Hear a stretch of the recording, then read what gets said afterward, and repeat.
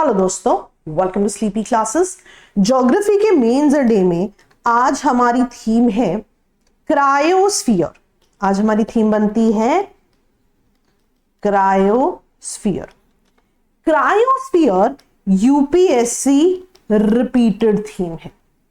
तो अब उस सेम थीम से कई तरह के सवाल पूछे जा सकते हैं। आइए हम सबसे पहला सवाल देखें ना। क्रायोस्फीयर बेसिकली एक अम्ब्रेला टर्म है कि अर्थ के सरफेस पे वाटर जहां जहां सॉलिड फॉर्म में है, could be ice caps, could be glaciers. तो सवाल कहता है what is the importance of glaciers and ice caps, right. तो one part of the question will talk about importance of glaciers and ice caps. दूसरा, हमें consequences बताने हैं जब भी ग्लेशियल रिट्रीट होगा, है ना। सिंपल शब्दों में, जब भी ग्लेशियर्स, आइस शीट्स ये सब मेल्ट करेंगे ना। जब भी हम अपने आंसर को इमेजिन कर रहे हैं, शुरुआत में हम कुछ डेफिनेशन या डेटा लिख सकते हैं। फॉर एग्जाम्पल, ग्लेशियर और ice caps large masses of perennial ice हैं जो लॉन्ग पीरियड्स में, है ना, with the accumulation and compaction of snow जो है फॉर्म हुई है। Now what makes your introduction better? आपने वहां पे डेटा दे दिया, राइट, कि मोर देन 50% अगर आप बात कर रहे हैं वर्ल्ड्स फ्रेश वाटर जो है ये स्टोर करते हैं, राइट। और ये बहुत ही क्रूशियल पार्ट है क्रायोस्फीयर का। सो द मोमेंट आपने टर्म यूज कर ली क्रायोस्फीयर, और ज्यादा बढ़िया एक पॉइंट का रेलेवेंस बन जाता है। लेकिन आपने इंट्रो बेटर कैसे किया? यहां पर हमने कुछ डेटा देने की कोशिश की, राइट। चल ना, अब हम बात करेंगे importance of glaciers and ice caps. सबसे पहले तो कि ये बहुत ज्यादा these store the largest share of earth's fresh water. आप इसकी बात भी करते हो जब हम ओशनोग्राफी पढ़ते हैं, वहां पे एनसीईआरटी में टेबल भी है जहां पे ये बताया जा रहा है। प्लस ये मेजर रिवर सिस्टम्स को फीड भी करते हैं। जब आप ड्रेनेज सिस्टम पढ़ते हो तो आप कितनी सारी रिवर्स पढ़ते हो जिनका ओरिजिन ग्लेशियर्स से होता है।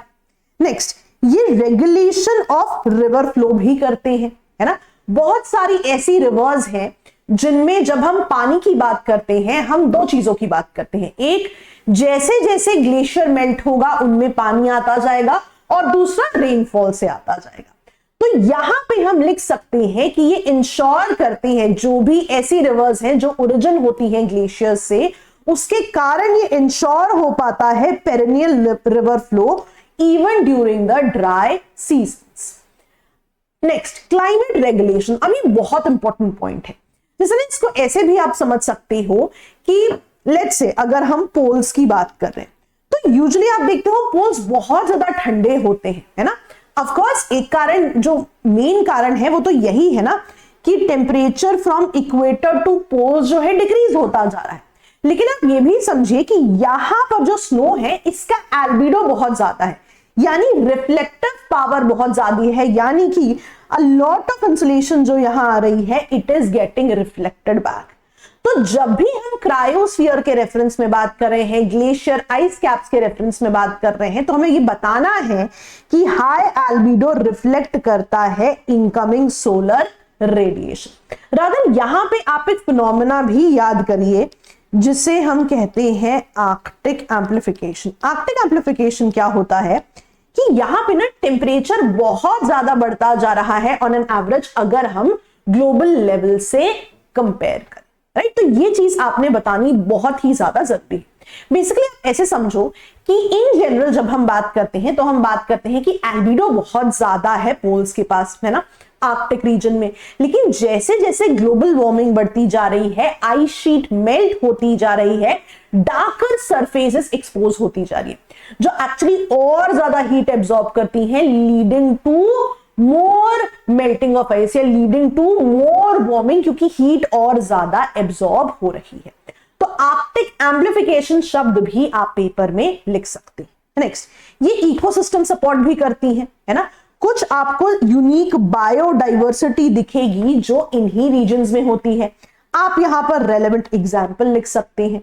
कई ऐसी जगह भी होंगी जहां पर टूरिज्म भी देखने को मिलेगा, राइट। फॉर एग्जाम्पल वो कह रहे हैं tourism in Swiss Alps again very significant, right.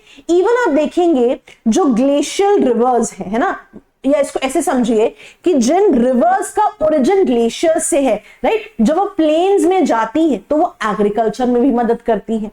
Even जो इसका बहुत बड़ा सिग्निफिकेंस है कि ये बहुत बड़े इंडिकेटर्स हैं क्लाइमेट चेंज के। जैसे जैसे हिमालयन ग्लेशियर्स रिट्रीट होते जा रहे हैं, वर्ल्ड ग्लेशियर्स रिट्रीट होते जा रहे हैं, कहीं ना कहीं हमें इंडिकेटर मिलता जा रहा है क्लाइमेटिक वेरिएशंस का। तो बहुत इंपॉर्टेंट होता है कि आप रेलेवेंट पॉइंट्स को जरूर लिखें। अब हमने पहला part of the question address कर दिया, जहां हमने बात की कि क्या सिग्निफिकेंस है ग्लेशियर्स आइस कैप्स की, right. Second part of the question था कॉन्सिक्वेंसेस बताने हैं आपको ग्लेशियल रिट्रीट के। देखिए, अब जब भी आप ग्लेशियल रिट्रीट की बात कर रहे हैं, एक चीज हमें ध्यान रखनी है कि हम कभी भी कॉन्सिक्वेंसेस ऑफ ग्लेशियल रिट्रीट से डायरेक्टली शुरू नहीं करेंगे। हमको डिफाइन करना पड़ेगा ग्लेशियल रिट्रीट क्या है और क्विकली उसके कोई कॉज हमें देने पड़ेंगे। अब एक तरीका क्या होता है कि आपने ब्रॉडली एक छोटे पैराग्राफ में बेसिक डिफाइन किया और कोई एक एग्जाम्पल या कॉजेस दे दिए, पर मैंने आपको डिटेल में दिए हैं सो दैट अगर किसी क्वेश्चन में केवल ये पूछा हो आपके पास पॉइंट्स, तो आप बता सकते हैं कि जब भी ग्लेशियल रिट्रीट की बात हो रही है ना, आप आइस लॉस की बात कर रहे हैं, है ना, ग्लेशियर टर्मिनस की श्रिंकिंग की बात कर रहे हैं, राइट, मेल्टिंग की वजह से ऐसा हो सकता है। बेसिकली जो एक्यूमुलेशन ऑफ स्नोफॉल है वो उतना ज्यादा नहीं है ना, तो आप बता सकते हैं कि जब भी फॉर एग्जाम्पल मेल्टिंग एक्सीड करेगी आइस एक्यूमुलेशन, है ना, through snowfall over a prolonged period, तो हमें ग्लेशियल रिट्रीट देखने को मिलेगा। अब उसके कारण क्या है ना, मल्टीपल कारण हो सकते हैं। जैसे ग्लोबल वार्मिंग की हम बात करते हैं through green house gas emissions, कई बार हम बात करते हैं ब्लैक कार्बन डिपॉजिट हो जाता है ऑन दी क्रायोस्फीयर, है ना, स्नो पर, तो और ज्यादा हीट एब्जॉर्ब करती है, या फिर स्नोफॉल रिड्यूस होती है, प्रेसिपिटेशन पैटर्न्स बदलते हैं। आप चाहे तो एग्जाम्पल दे सकते हैं, कोई एक एग्जाम्पल, जैसे ग्लोबल वार्मिंग की वजह से मैसिव आइस लॉस हो रहा है from the Greenland ice sheet, right. Then you talk about अब रिट्रीट के, ग्लेशियल रिट्रीट के कॉन्सिक्वेंसेस क्या है। आप बताइए, सबसे पहले तो लॉन्ग टर्म में वाटर सिक्योरिटी के लिए थ्रेट बनता है ना। इनिशियली जैसे जैसे ग्लेशियर मेल्ट होंगे, राइट, हो सकता है वाटर फ्लो बढ़ता जाए, लेकिन लॉन्ग टर्म में वाटर जो है कम होता जाएगा, may lead to water security का इशू। अगेन ग्लोव के इंसिडेंट्स, है ना, ग्लेशियल लेक आउटबर्स्ट फ्लड्स के इंसिडेंट्स बढ़ सकते हैं जैसे जैसे ग्लेशियर मेल्ट होंगे। आप यहां पे सिक्किम का जो साउथ लोनाक लेक का ग्लोव था उसका एग्जाम्पल दे सकते हैं। जैसे जैसे ग्लेशियर्स, आइस कैप्स, क्रायोस्फीयर में मेल्टिंग देखी जाएगी, वो पानी कहां जाएगा, है ना।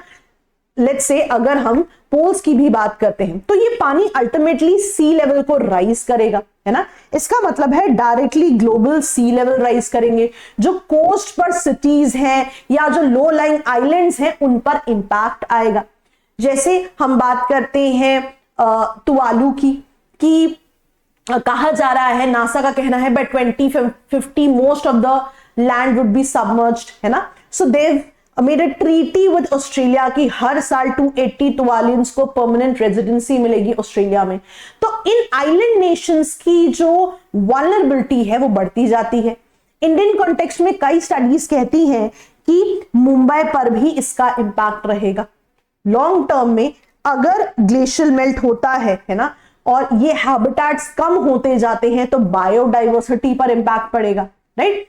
अगेन जैसा हमने कहा, अगर वाटर सिक्योरिटी पे थ्रेट है तो फूड सिक्योरिटी पर भी, फूड प्रोडक्शन पर भी कहीं ना कहीं लॉन्ग टर्म में इंपैक्ट आएगा। इसको ऐसे इमेजिन करते हैं, जो भी रिवर्स एग्रीकल्चर के लिए बहुत सिग्निफिकेंट है और कहीं ना कहीं उनका सोर्स ग्लेशियल है, तो कहीं ना कहीं लॉन्ग टर्म में एग्रीकल्चर पर भी इंपैक्ट देखा जाएगा। बिकॉज लॉन्ग टर्म में हो सकता है वाटर अवेलेबिलिटी कम हो जाए फॉर इरिगेशन। जो हाइड्रो पावर पोटेंशियल है इन रिवर्स का, जो हाइड्रो पावर जनरेशन की बात हो रही है, उस पर भी इंपैक्ट पड़ेगा। कितने सारे आप हाइड्रो पावर प्रोजेक्ट्स पढ़ते हो जो ऐसी बड़ी बड़ी रिवर्स पे हैं। इवन जो ग्लोबल वार्मिंग है वो भी बढ़ती जाएगी, है ना। आप देखते हो इसे फीडबैक लूप भी कहा जाता है। कि जैसे जैसे फॉर एग्जाम्पल जैसे हम बात करते हैं कि पोल्स की बात कर लेते हैं कि इन जनरल एल्बिडो बहुत ज्यादा है, लेकिन जैसे जैसे ग्लोबल वार्मिंग बढ़ रही है ना, आइस शीट्स मेल्ट हो रही है, डार्कर सरफेसेस एक्सपोज हो रही हैं, absorbing more heat leading to even more heating, again dark surfaces expose होंगी और ज्यादा हीट एब्जॉर्ब होगी, तो हीट एब्जॉर्प्शन बेसिकली बढ़ती जा रही है। और इसमें हमेशा आप एग्जाम्पल लिख सकते हो, जैसे मैंने बताया आर्कटिक एम्प्लीफिकेशन का, आर्कटिक इज गेटिंग वार्मर है ना देन द ग्लोबल एवरेज, इसकी वार्मिंग और ज्यादा फास्ट है। तो glacial retreat on and all अगर हम देखें तो एनवायरमेंटल, सोशल, इकोनॉमिक कॉन्सिक्वेंसेस बहुत ही ज्यादा रहेंगे जो इकोसिस्टम्स, लाइवलीहुड या फ्यूचर सस्टेनेबिलिटी को इंपैक्ट कर सकते हैं। कुछ मैंने आपको वे फॉरवर्ड पॉइंट्स भी दिए हैं, राइट। अगर आपके पास इस तरह की वर्ड लिमिट है, क्वेश्चन में पूछा गया है, आप इसकी बात कर सकते हैं, लेकिन जब भी आप कंक्लूजन लिखेंगे आप जरूर बताएं कि balancing mitigation and adaptation strategies essential है to protect water security, biodiversity and sustainable development for future mitigation. क्योंकि कहीं ना कहीं जैसे जैसे ग्लेशियल रैपिड रिट्रीट हो रहा है, चाहे हम ग्रीनलैंड की बात कर ले, राइट, तो कहीं ना कहीं ये सिग्नल है as a growing threat of climate change.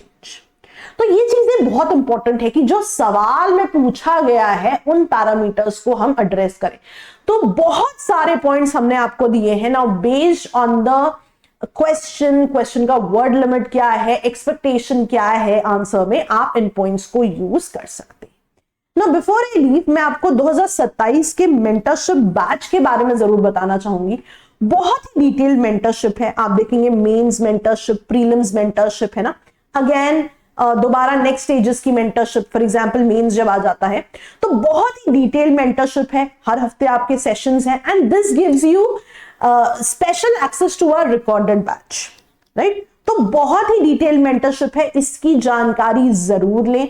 Ayush sir और मनमीत मैम जो है इसमें 1:1 मेंटरशिप देते हैं, हर हफ्ते आपके सेशंस होते हैं, जरूर इसकी जानकारी लें। अगर आप 2027 के लिए प्रिपेयर कर रहे हैं आपको यहां बहुत बेनिफिट होगा। Thank you so much all of you, see you tomorrow.